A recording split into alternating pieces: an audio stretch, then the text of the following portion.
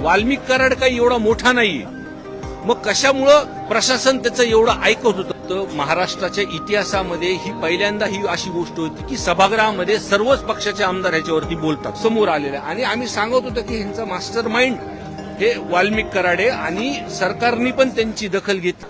हे बघा, पहिल्यांदा मागच्या नागपूर अधिवेशनमध्ये ही सर्व गोष्टी माझ्यासहित सर्व आमदारांनी तिथं मांडल्यानंतर असं सुद्धा बोलण्यात आलं की कुठंतरी राजकारण करण्यात आलं आहे. आम्ही तेव्हाही सांगितले की जर आम्ही कुणी राजकारण करत असलो तर आमच्यावरती गुन्हे दाखल करा. पण आम्ही जी वस्तुस्थिती ज्या जिल्ह्यामध्ये झाली होती किंवा लोकांनी आम्हाला सांगितली होती, संतोषांना देशमुख कुटुंबाने आम्हाला जे काही सांगितलं होतं ती पूर्णपणे मांडली आणि ती चार्जशीटमध्ये तपासामध्ये तशीच आलेली आहे. म्हणजे घटनाक्रम जर तुम्ही बघितला तर तो घटनाक्रम प्रमाणे की वाल्मिक कराडनी कधी फोन केला घुलेला, कधी भेटायला लावलं चाटेला, आणि त्यांची 8 तारखेला शेवटची बैठक होऊन आणि नंतर मग त्यांनी ही पूर्णपणे ही काय गुन्हा झालाय म्हणजे संतोषांना देशमुख सोबतचा हा समोर आलेला आहे. आणि आम्ही सांगत होतो की ह्यांचा मास्टर माइंड हे वाल्मिक कराड आहे आणि सरकारने पण त्यांची दखल घेतलेली आहे. प्रशासनाने जी काही सीआयडीची चौकशी लावली त्या चौकशीमध्ये मास्टर माइंड पुढे आलेले आहेत आणि त्यांच्यावरती मुख्य आरोपी म्हणून गुन्हा दाखल झाला. गुन्हा त्यांच्यावर नोंद झालेली नाही अशी माहिती मिळते आहे. यावर तुमची प्रतिक्रिया काय? नाही, मी वकिलांसोबत बोललेलो आहे. मकोकामध्ये येणं म्हणजे त्याच्यावरती गुन्हा दाखल, मुख्य आरोपी म्हणजेच त्यांच्यावरती 302 हा गुन्हा दाखल झालेला आहे. पण आता जी काही परिस्थिती आहे या परिस्थितीमध्ये तुम्हाला अपेक्षा आहे का की सरकार योग्य पद्धतीने ऍक्शन घेईल? कारण ऑलरेडी याला जवळपास 3 महिन्याचा कालावधी लोटलेला आहे. तर तुम्ही पहिल्या दिवसापासून सांगत होता ते उजागर व्हायला 3 महिने लागले.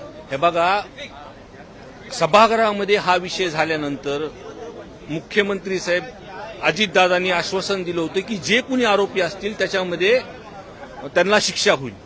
आणि प्रामाणिकपणे असंही बोललं पाहिजे, मी विरोधी बाकावरचा आमदार आहे आणि त्यांनी बोलल्याप्रमाणे प्रशासनाने त्याची दखल घेतली. त्यावेळेसचे एसपी तिथं बदलले, तिथं ऍक्शन झाली. 83 दिवसामध्ये ही चार्जशीट दाखल झाली आणि ज्या पद्धतीने तपासाचा जो वेग आहे तो फास्ट ट्रॅकवरती चालू आहे. निश्चितपणे या तपासामध्ये जे वकिलांशी चर्चा करतो किंवा या प्रशासनामधले चौकशी अधिकारी त्यांची जी आम्ही बघतोय तर लवकरात लवकर ह्या गुन्हेगारांना वाल्मिकांना कराडला ही फाशी होणारच. धनंजय मुंडेंचा राजीनामाच्या संदर्भात अजून काहीच झालेलं नाहीये. तुमची काय प्रतिक्रिया आहे यावर? कारण 2-3 महिने झाले सातत्यानं हा मुद्दा तुम्ही लावून धरताय, पण त्याबद्दल अजूनही सरकार म्हणून ठोस भूमिका जाहीर करत नाही. हे पण आपण जर मीडिया म्हणून जर बघत असाल तर महाराष्ट्राच्या इतिहासामध्ये ही पहिल्यांदा ही अशी गोष्ट होती की सभागृहामध्ये सर्वच पक्षाचे आमदार ह्याच्यावरती बोलतात आणि बोलल्यानंतर सरकार ह्याची दखल घेते आणि ते स्वतःच म्हणतात की वाल्मिक कराड हे माझे निकटवर्ती आहेत. पण वाल्मिक कराड एवढा मोठा माणूस नाहीये की गुन्हा झाल्यानंतर सुद्धा की एवढं त्याला त्यावेळेस प्रशासन एवढी मदत करत होती की 12 तास त्याला थांबवलं गुन्हा नोंद करण्यासाठी. आणि जी काही व्हीआयपी एंट्रीने ते सरेंडर झाले, बाकीच्या गोष्टी ह्या निदर्शनात आल्यानंतर पब्लिक रस्त्यावर उतरल्यानंतर सरकारने पण त्याची दखल घेतली आहे. आणि आम्ही आज सुद्धा ठाम आहे की या विषयावरती धनंजय मुंडे साहेबांनी नैतिकता दाखवी आणि राजीनामा द्यावा.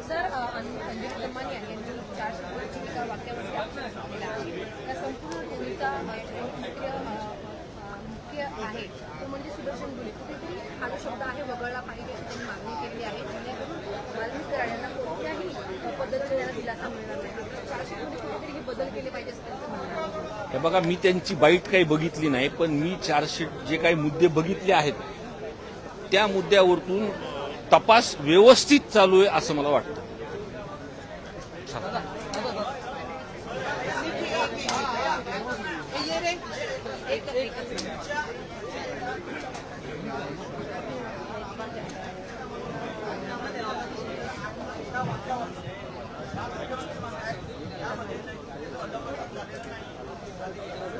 हे बघा, त्यांनी जर मूळ प्रकरण जर बघितलं आणि अजून एक महत्वाचा विषय आहे की त्यावेळेसचे जे पोलीस प्रशासन मधले एसपी आहे, डीवायएसपी आहे किंवा त्या पोलीस स्टेशनचे कॉन्स्टेबल पासून जे काही लोक आहेत त्यांचे जर सीडीआर जर महाराष्ट्रासमोर आणले, वाल्मिक कराड काही एवढा मोठा नाहीये, मग कशामुळं प्रशासन त्याचं एवढं ऐकत होतं? आणि हे सीडीआर जर पुढे आणले तर वरतून कोण त्यांच्यावरती दबाव टाकत होतं ही गोष्ट लक्षात येईल.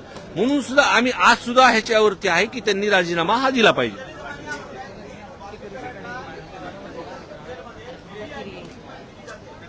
हे बघा, या संदर्भात सर्वच कुणीतरी बोलतात, त्यांच्याकडे काहीतरी विषय त्यांना समजला असेल, पण माझ्या कानावरती काही विषय आलेला नाहीये.